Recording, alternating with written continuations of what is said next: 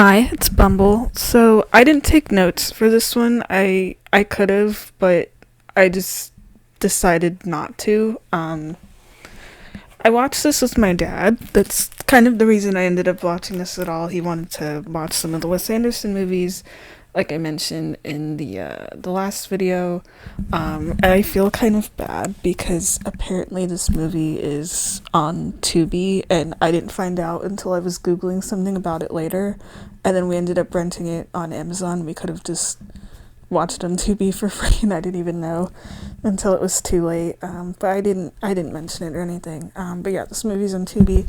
I'm also not really surprised it's on Tubi because um it feels like an indie film. This is Wes Anderson's first like feature film. It's from 1996. It doesn't really feel like a Wes Anderson movie though. Or at least if you like compare it to his other ones, which I mean it makes sense. It's like his first movie and stuff.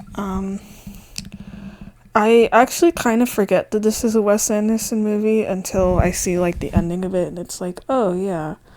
Um, Sorry, I'm trying to think what I want to say about this one. I remember not even that I disliked it or anything when I first watched it. It was more of like I forgot about it after I watched it.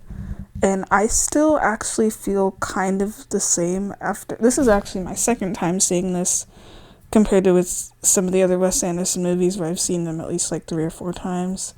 This one, I just assumed I was never going to watch again, and I was fine with that. I am kind of glad I gave it another chance, especially because I'm rewatching most of his movies again. I thought, oh, maybe my opinion will change. Because, like, for example, didn't really care for the movie that took place in the train, and now I sort of like that one a bit more. Not that I like it, but I don't dislike it anymore. But this one, I just feel kind of neutral about it.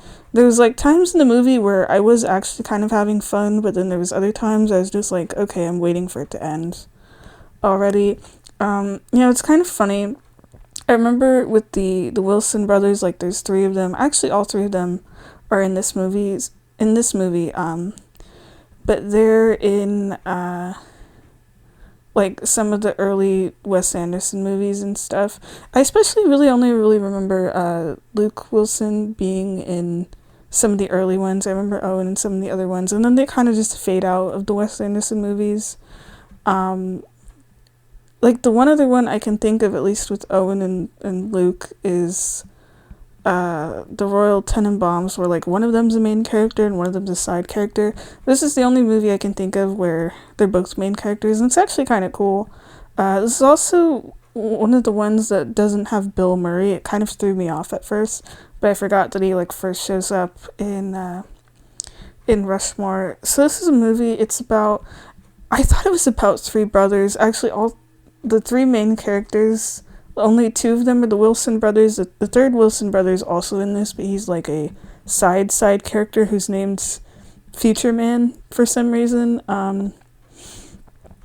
But no, these people on the poster are not brothers, they're friends. Well, two of them are friends. I don't know if Bob's like really their friend, but it's these three guys, Bob, Anthony, I think the third guy, the one played by Owen Wilson, is named like Digman or something. I can't remember how to spell it, so I feel like that's throwing me off. But it's these three guys, and they're planning to do some kind of like heist or whatever to be able to like join this group that turns out to just be a bunch of like lawnmowers or something. Trying to think where I want to start with this what I'm going to talk about. I want to start off with some positives actually before I get into like the plot and the characters and the scenes that I really liked, and then I'll kind of continue. I liked the music in this. It felt like pretty chill. There was one particular song I really liked. I think it was by the Rolling Stones, and it was called like 200 Man or something like that. Because I don't think I've heard any of the songs that were in this movie before, but I liked it. It felt like it fit with like the vibe of the movie and stuff. If anything, it's kind of funny. This movie, like a while ago, I watched Napoleon Dynamite. I think that's what I started the this month with by talking about some of the Jared Hess movies. This movie gives me the vibe, something about it, of like Napoleon Dynamite more than Gentleman Broncos did, which is a movie by the same director that is trying really hard to be Napoleon Dynamite and just can't pull it off. And I just find that really funny, actually. Like, this movie is nowhere near as good as Napoleon Dynamite, but there's something about it. Maybe it's just the awkwardness or whatever that kind of vaguely reminds me of the movie, and that's sort of nice, actually. Um, but yeah, there's that. The music's good. There's one part with the music that the way it lined up with the scene that I really liked. I actually smiled at it. There's this part in the middle of the movie where the character Anthony, he's the one that's played by Luke Wilson, because throughout the movie he falls in love with this girl who works at a housekeeper at a hotel or something, and her name's Ines. And he finds out, he like calls her on the phone, that he's heard, like, oh, I've heard rumors that you're actually in love with me. And she's like, yeah, I am. And at the same time that's happening, because he's at a party, there's like jazz music playing in the background, and then the jazz music just kind of like explodes a little bit when he finds out that she likes him, and he gets really excited and starts kind of dancing around, and it just lines up perfectly in that scene. I always love in general when movies are like that, where the music, not just like, oh, the music matching the emotion of the scene or whatever, but the music literally like matching the timing of everything. I don't really know like the word for that or whatever, but I always think that's really cool. Or the 200 Running Man song, I think that's when, towards the end of the movie, Owen Wilson's character is being chased around by the police, and he's in this building trying to escape. And it's one of those kind of chase scenes where it's like the camera's directly behind someone and is like following them along. And that song is like very kind of just loud and also matches really well. Not like for every second that it's like of what's happening on screen or whatever, but it matches the vibe and stuff of it being a chase scene. So those two parts in particular, the music, I think like really, really matches. But like overall the soundtrack, I think, is fun. Matches the vibe. Maybe that's the part that reminded me of Napoleon Dynamite. I don't know.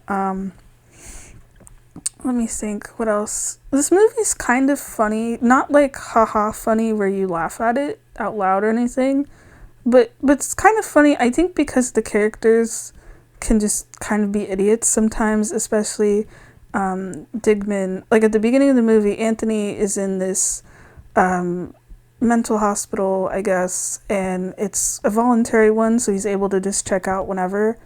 And I guess Stigman doesn't know that, so he tries to break out his friend, and the hospital staff or whatever is like, oh, Anthony, what are you doing? Because he sees like he's trying to go out a window or something. And he's like, yeah, I know this is a hospital, you can leave anytime, but like you see my friend over there, and he points, and Owen Wilson's just outside, and he's like, he's really excited about trying to break me out of here, so can we just do this? And the guy's like, this isn't a good look for the hospital or anything of like you trying to escape, but you know what, sure. So then he's allowed to leave out the window, and the guy even helps him with his bag and stuff. That was kind of funny.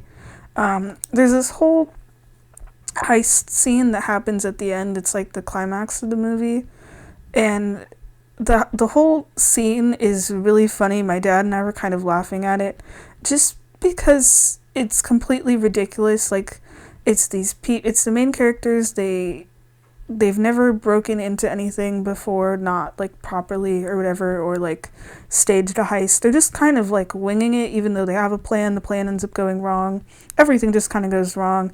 And just the way they react to things of like being under pressure, and especially because they end up taking these like hostages, or like holding these people at gunpoint or whatever, and the people look just as confused as like my dad and I were like, what the heck's even going on or whatever. Like the main characters, for example, they put on masks to cover their faces after the people they're holding at gunpoint have like already seen them and everything, you know. So at that point it's like they could be like tracked down by the cops or whatever. And they start off with code names at the beginning through like talking with walkie-talkies, and then they're shouting at each other, and they're all using like their real names and everything, and you can tell like they have no idea what to do.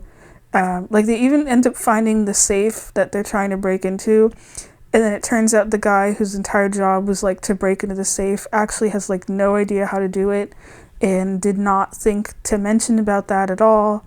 And then one of their guys ends up accidentally getting shot by someone like on the same team and everything.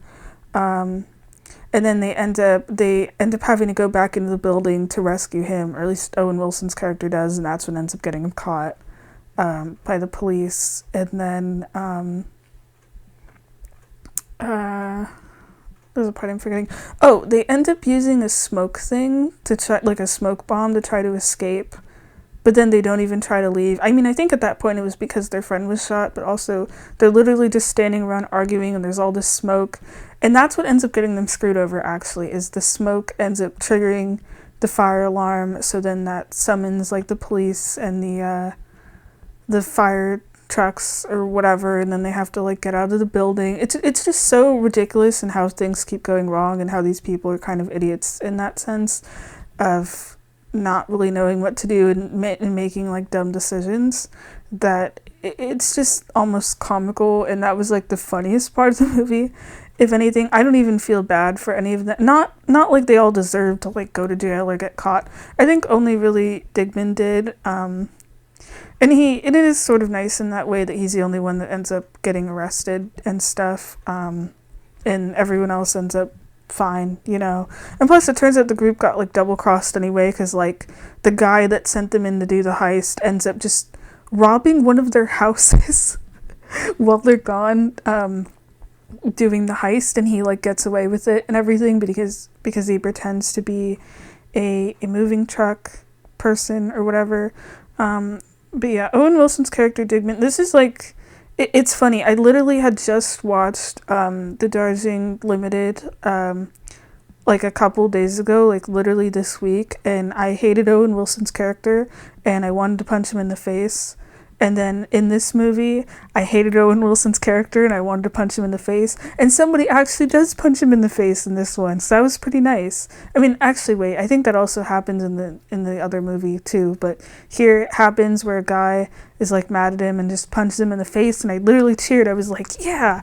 I think my dad and I were both excited that happened, because we found his character annoying. He's just good at playing characters that are just super controlling, and you just kind of want to punch them in the face. They're not really like mean or whatever, but it's like the way they talk to people, and trying to plan everything and just assume everyone wants to do the stuff that they want to do, that just makes you want to punch them in the face, because he's like planning all these heists and whatever, and involving all these people, and the other two guys don't really want to. Like Bob's this guy that's like really rich. He has like a super nice house. He seems to be like doing fine or whatever. And then Anthony, him and Digman or whatever, I think they're both broke. Anthony, you know, he's in like a mental hospital before the movie starts, and then he ends up leaving. That's like literally when it starts. But then it's kind of nice for him that like he eventually. Okay, let me actually start over with the movie. I feel like I need to kind of go through the plot and then getting to the point that I'm trying to talk about. Yeah, so he gets out of the mental hospital. Digman is planning some kind of heist to like join up with this guy who is described as almost being in some kind of like criminal group, but it actually turns out to be a bunch of lawnmowers. But then it also, I think, turns out to be criminals anyway. It was a little confusing. There's this guy that's just called Mr. Henry. So they're planning that kind of stuff, and then they end up, the three of them, staying at this hotel, and Digman is trying to figure out how to do like heist stuff or whatever, and Anthony is having a whole side quest of romancing this housekeeper named Inez. She's pretty cool. I liked, and I thought it was pretty realistic how she speaks Spanish. She doesn't know much English. He still like hangs around and talks to her anyway, even though he knows she can't really understand like everything.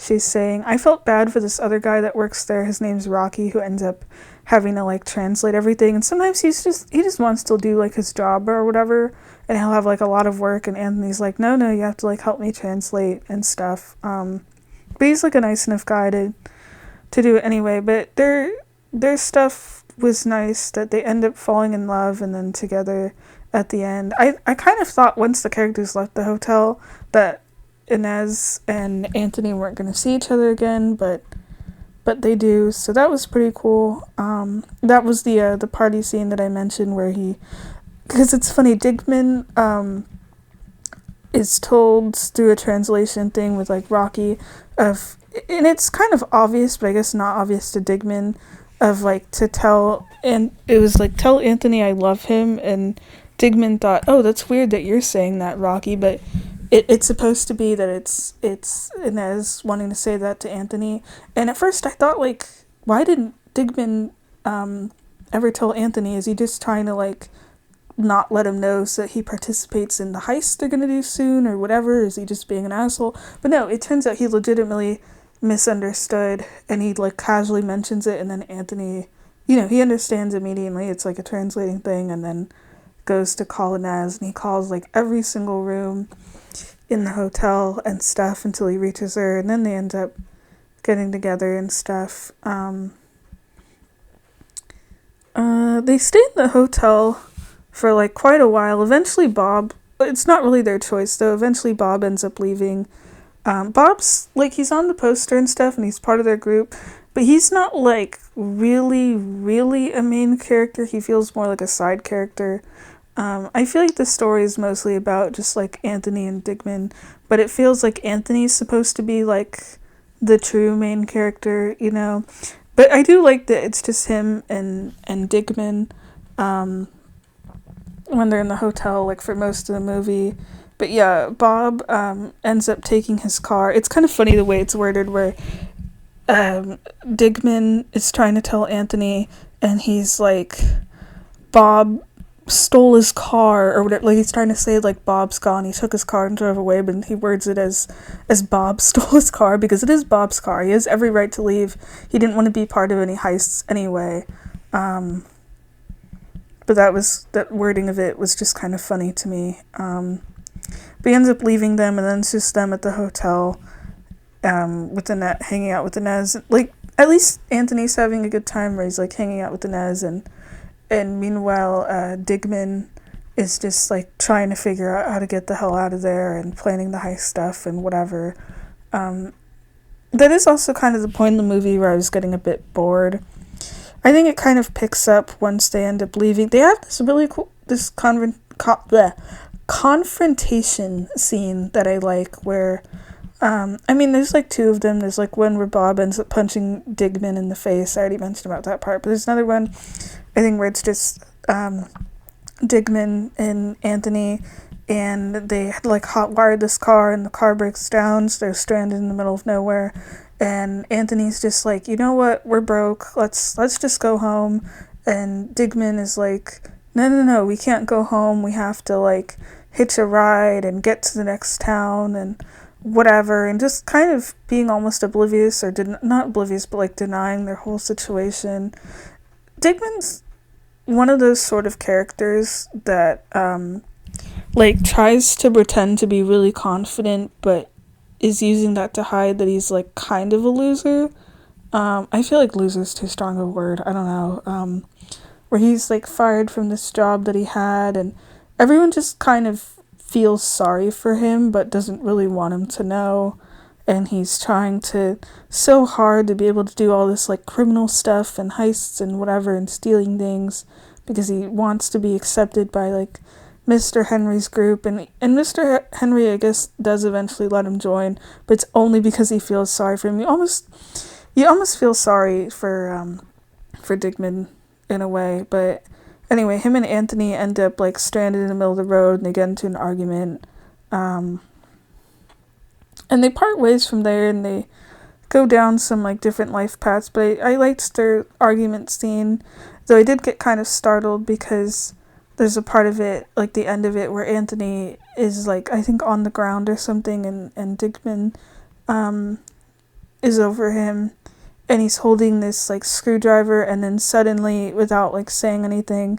just slashes him over the nose. And I was like, oh shit, like I jumped because it was just so sudden. It's not like bloody or anything. I mean, he does get a bloody nose. It doesn't actually end up even injuring him. I was surprised. I expected him to have like a band-aid in the other scene. I mean, I saw it hit his nose, but I thought it was kind of close to his eyes, and I was like, oh shoot, but no, he ends up like fine or whatever. But still, that was kind of surprising. And then it's interesting how Dickman, he ends up joining Mr. Henry's group or whatever, and they're like planning to do some like heist that he later tries to recruit Anthony and Bob for, and then the movie continues from there. But like within that time, Anthony, really tries to improve himself. He ends up like coaching some like little league soccer group, and ends up getting like a bunch of jobs with Bob, where he describes it like it kind of sucks, but at least him and Bob get to like hang out together while doing it, and they're earning some money, and they feel like proud of the work they're doing and stuff. And he seems to be, it's a lot of work, but he seems to be doing okay and like happy with what he's doing. And it made me almost wish that the movie ended there. I mean, it's only after that we find out like what Digman has been up to and everything, but like that could have been nice, where like Anthony kind of starts out in a bad place, and he ends up going along with Dickman's stuff, but then he ends up, after that encounter when they get separated, or end up leaving each other, ends up really improving himself. But no, then the movie continues, and he gets involved with this heist stuff, and they have to recruit Bob for it. And then it like continues from there. I pretty much already talked about it. And then Dickman ends up getting arrested. He's the only one in the group that ends up getting arrested. I mean, he's the only one, I think, that had a gun. So he's like charged with armed robbery, and he has to stay in the prison for like 2 years or something. I think that's like the right math. He says like 23 months left to go. I mean, I know a month's 12, so it's 24, so it's like almost 2 years. Anyway, but then they go to visit him in jail, and Dickman actually seems fine being there and everything. He's like really chill about it, and his friends get to visit him. I mean, it does suck for Bob. Like Bob, I think, I mean, at least Bob's not in jail, so it's not as worse as Dickman's. It's like Anthony got off kind of the best. He doesn't get like punished for anything. Or I guess like nothing bad happened to him at this point. He ends up with Inez, so if anything, things got better for him. But I mean, they already were before he did the heist and stuff, which I'm glad. I was like, please don't get this guy in trouble. He just got a girlfriend. And like Dickman ends up in jail. But Bob got his fucking house robbed, and it was a really nice, like, fancy house and everything, and he seems so, like, depressed afterwards, and I'm like, damn, and it was only, I think probably only because he, was out doing the heist, so then Mr. Henry takes the opportunity to rob his house and everything. I mean, Dickman at least does mention, like, damn, if Mr. Henry hadn't robbed your house, I probably would. I feel like Mr. Henry probably would have tried, maybe he would have just waited until Bob was, like, out doing something else or whatever. I feel like it was kind of inevitable that, like, somebody was probably going to rob Bob's house. He had, like, a way nicer house than everyone else. But still, I feel bad for the poor guy. And he didn't want to do the heist either. Neither him or Anthony. That's kind of where things actually start going south, because Anthony ends up abandoning Bob ends up abandoning his post, and then so does Anthony or something, or they end up having some argument, and then people show up, and then everything starts going sideways. But I mean, even if no one showed up, I think their plan wouldn't have worked anyway, because their other guy that's on their team, there's like 2 other guys on their team named Applejack, or is it Applejack or Applesauce? I think it's Applejack. Applejack's the one that ends up getting shot. But then there's another guy, I think his name's like Kumar or something, and he's the guy that was supposed to open the safe, and he doesn't know how to open the safe, so I think they were kind of screwed. But I mean, if they hadn't run into those other guys, they could have like completely, the ones they end up holding at gunpoint, they could have like completely just left, abandoned the mission. They would have been like, okay, we can't break in, let's just leave. And I don't think there was any security cameras or anything. Like the police and the fire department, I think, only end up showing up because Dickman's stupid smoke bomb thing that they don't even take advantage of to try to leave ends up triggering the fire alarm, and then they have to get out of the building and whatever. But yeah, that's pretty much my thoughts on it. It's I didn't dislike it as much as I thought I would. I actually am kind of glad I gave it a chance. I mean, there was definitely portions of it where I was just like, okay, could the movie just end or anything? But it was just because it was kind of just like going on and on. It says like a kind of a slow pace, but I feel like it sort of fits. And I mean, there were some scenes I liked, and I did like the music, so it's not like I disliked everything. It's just kind of a bit slow. There's definitely other Anderson movies I like better. I mean, I think I pretty much like any of them better than Bottle Rocket. Yeah. So anyway, there's another run that we're gonna run. I think we're gonna watch it in a couple days. It's the Life Aquatic. It's the one with Bill Murray. We wanted to watch Rushmore. We actually ended up buying some of the Wes Anderson movies. I think we bought Rushmore, Fantastic Mr. Fox, and French Dispatch. The only problem was it was like sold out, so it's like we bought the movies. I think we're gonna get them like on DVD or something on Amazon, but I have no idea when they're coming, so we will have to see for 3 of the Wes Anderson movies in terms of these reviews, if they're gonna be in time or not for me to like review all of these, in this whole month or whatever. But it is December. I mean, when am I recording these for? Yeah, like December or whatever. So, I also want to probably watch some Christmas movies too, like How the Grinch Stole Christmas, the Jim Carrey one that I find really funny. I think is on one of the streaming services right now. I think it's on like Prime or something, or HBO or whatever. And I always like watching that. Maybe I'll watch that with my friends. So I want to have these reviews where I want to leave some room for like Christmas and a couple days after Christmas to maybe have some Christmas movies. So I might kind of stack some of these Wes Anderson movies in like the same day or whatever. We'll see. Maybe I'll put some of them to January. I don't know. But yeah, that's Bottle Rocket. It's like, in terms of Wes Anderson movies, it doesn't really feel like a Wes Anderson movie. But again, it is like his first movie. You gotta start somewhere. And I'm not saying it's bad or anything. But like, as a movie, it's alright. I don't like dislike it or anything. I was trying to think about that in my head. I'm trying not to say it as like a double negative where it cancels out. It's okay. That's all I can really say about it. Okay, bye.